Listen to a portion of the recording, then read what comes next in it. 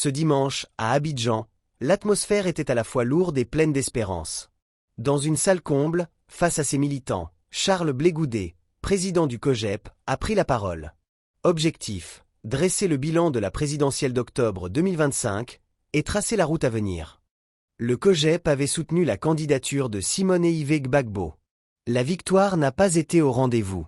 Mais pour Blé Goudet, ce scrutin n'est pas une défaite.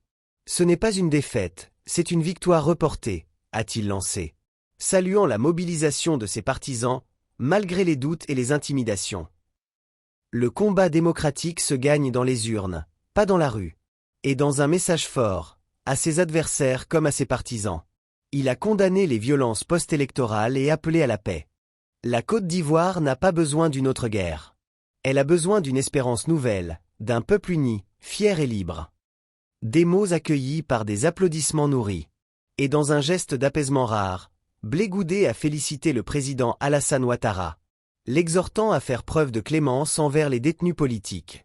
La réconciliation passe aussi par la libération de nos frères et sœurs détenus. Mais la vraie annonce, c'est celle-là. Le COJEP ira aux législatives. Partout, sur tout le territoire.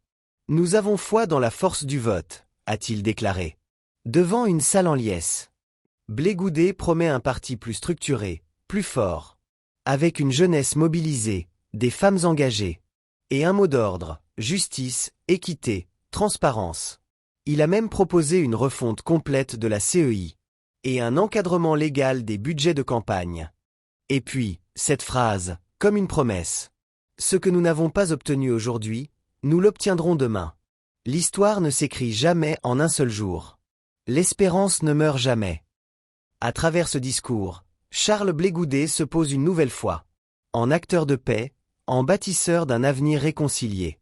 Une Côte d'Ivoire apaisée, juste, et tournée vers demain. N'oubliez pas de vous abonner et d'activer la cloche de notification pour ne rien manquer.